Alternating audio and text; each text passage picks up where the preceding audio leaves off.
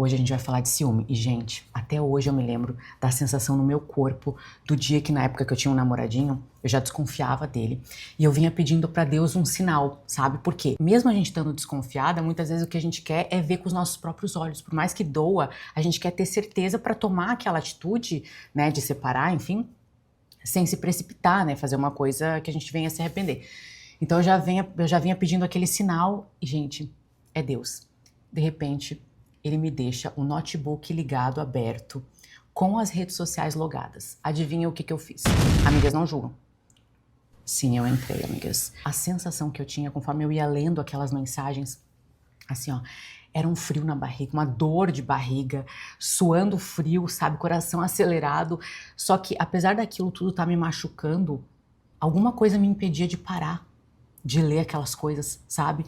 Então, assim, ó, eu quase levei o notebook pro banheiro de tanta dor de barriga que eu senti naquela hora. Só pra vocês terem uma noção do quanto que isso mexe com a gente. Então, hoje a gente vai falar sobre o ciúme e a gente vai entender o porquê que o ser humano é um bicho tão ciumento.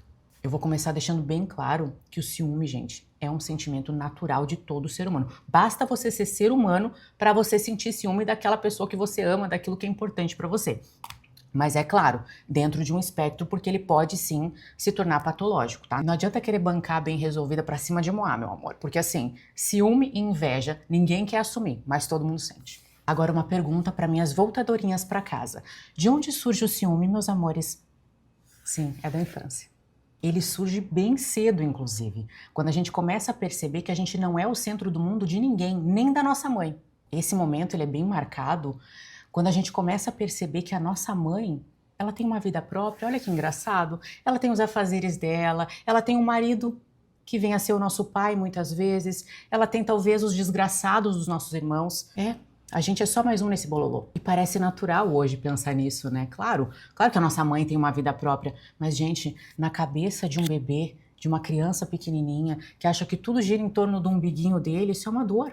Essa é a nossa primeira experiência de exclusão. É o primeiro triângulo amoroso que a gente vive na vida. E aí a gente começa a perceber que a gente vai ter que disputar por um espacinho. Conforme a gente vai se desenvolvendo, naturalmente a gente vai precisando menos da nossa mãe. Então toda aquela tensão absurda que a gente tinha no começo vai diminuindo e a gente percebe esse afastamento. E quando o desgraçado do nosso irmão vem depois da gente, então a gente vivendo a nossa bela vida de reizinhos ali com toda a atenção pra gente, de todo mundo, dos familiares, quando de repente, pá, nasce um vagabundo e toma toda essa atenção pra ele. É por isso que tem criança que inclusive regride, gente. Tem criança que quando nasce um irmãozinho mais novo, essa criança quer voltar a tomar mamadeira, chupar chupeta, isso é bem natural. Tudo na busca por recuperar essa atenção. E como eu falei, né, gente, parece muito natural a gente falando hoje, né? Claro, a gente nasce, daí a mãe começa a conseguir voltar pro trabalho, voltar pras coisas dela, de repente nasce o irmãozinho, claro que ela vai ter que cuidar do irmãozinho e a gente tem que, né, se doar. Mas pra criança não é tão fácil assim. Essa ferida infantil, quando ela não é elaborada devidamente, ela se repete na vida adulta. Então, no trabalho, nos outros relacionamentos, em amizades, sempre que tiver uma situação com ameaça de competição, ali uma disputa, esse gatilho vai ser reativado. Como é uma ferida infantil, muitas vezes a gente tem aquelas reações de criança ferida que eu já falei no outro vídeo, né? Ações impulsivas, enfim, coisas que depois a gente morre de vergonha. E por que a gente tem tanta vergonha de sentir ciúme, né? É porque lá no fundo, a gente sabe que o ciúme ele vem do nosso ego.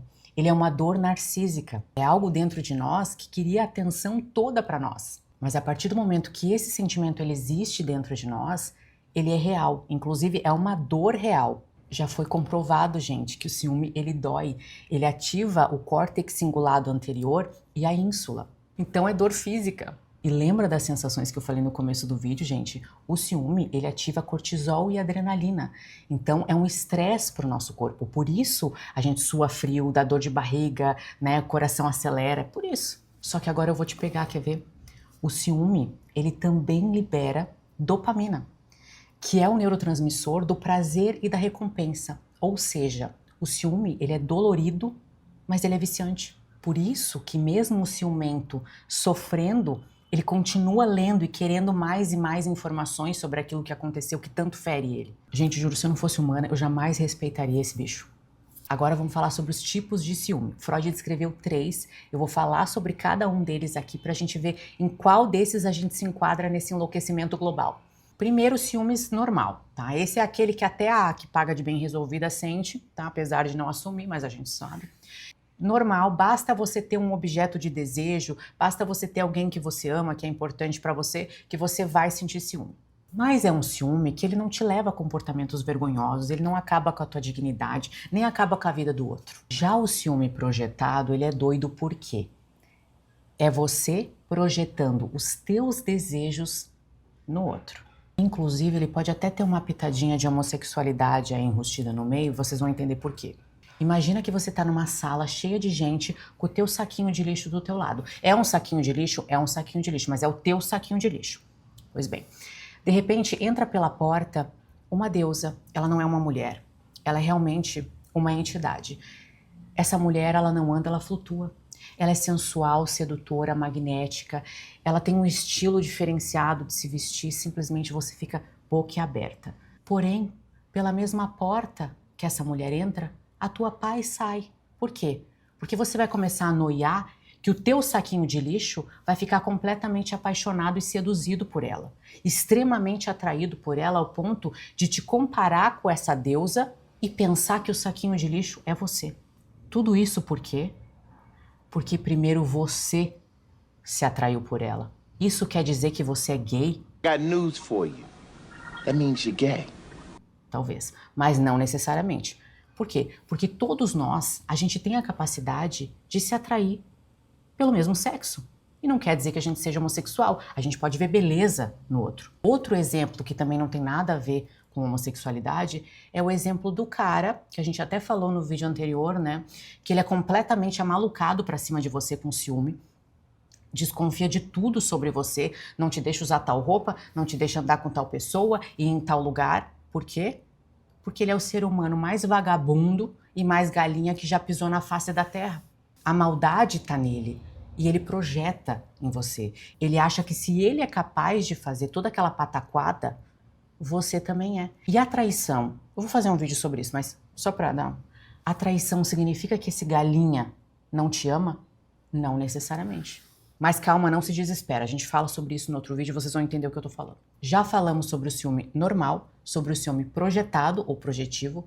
Agora, meu amor, aperta o cinto. Aperta o cinto porque você vai ficar descabelada. O próximo ciúme é o ciúme delirante. E esse é doido mesmo.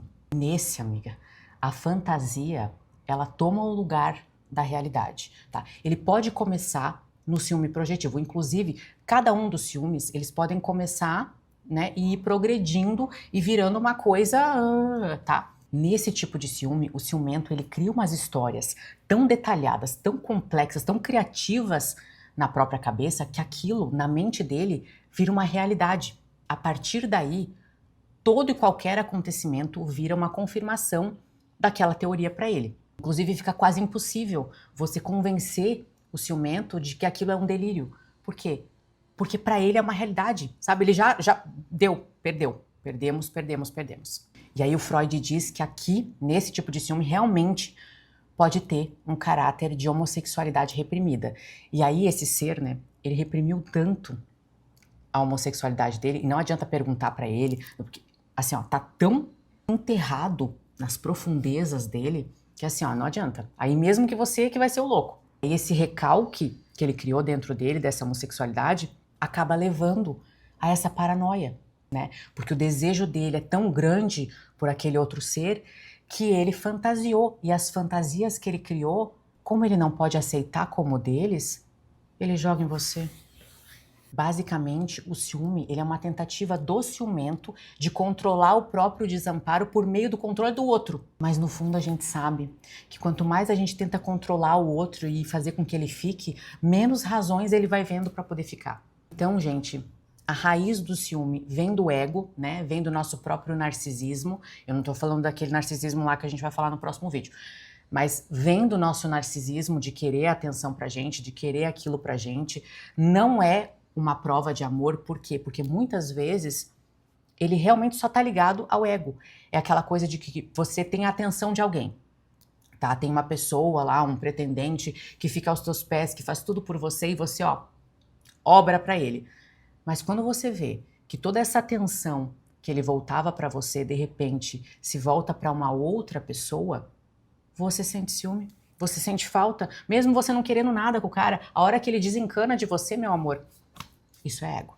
Mas a partir dessa raiz narcísica, de onde ele vem, que todo mundo tem, como eu já falei, ele pode ir, né, se tornando uma coisa bem perigosa, inclusive. Tá bom, a gente já falou então que todo mundo tem ciúme, então se todo mundo tem ciúme, você tem, mas alguém também tem ciúme de você.